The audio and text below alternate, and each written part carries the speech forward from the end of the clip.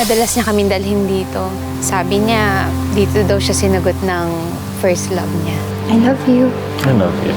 Lorna, kahit naman ako yung first love niya, ikaw naman yung true love niya eh. Sa'yo siya nakabuo ng pamilya. Daddy! Tara na po, malilate na po ako para sa field trip. Daddy! Tara na po. Tatlo-tatlo kaming niloko mo? Bakit buhay ka pa? Ang buong akala ko nasa impyerno ka na, yung pala dito ka pa sa mundong to. Aida, relax ka lang. Paano re-relax? Hindi ako re-relax. Alam mo ba kung gaano kasakit yung ginawa mo? Alam ko. Hindi mo alam. Kasi kung alam mo, hindi mo gagawin sa akin yun. Anong ginawa mo sa asawa ko? Hinira mo? Tapos ngayon, patay na? Kami ang dapat naglalamay sa kanya. Ah, ganun ba? Anong gusto ninyo? Paghatian natin ang patay? One for you. One for you. O, ayan. Fair na ba ang hatian? Please lang ha, kalma ka na. Kasi may mas malaki tayong problema. Hindi siya. Si Faye. Hello, Aida. Anong ginagawa mo sa bahay ko? Correction. Bahay ko. Ibig mo sabihin, Faye? Binenta sa akin ni Frank ang bahay na to nung nabubuhay pa siya.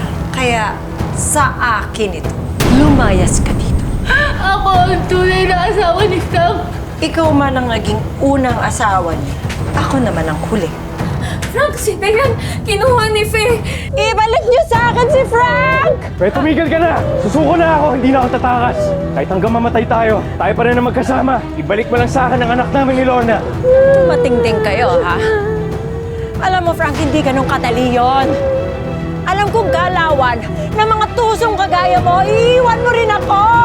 Pero, kung nasa akin ang batang to, hindi mo na ako hihiwalayan pa. Faye, huwag mong idama yung anak namin dito. Huwag ka nga makialam! Faye, ganito na lang ha. Ibalik mo na sa amin yung bata.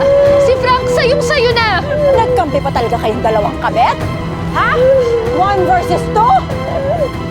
Siguro mas masaya kung mabawasan natin ang isa. Kini, Nini, Mini mo!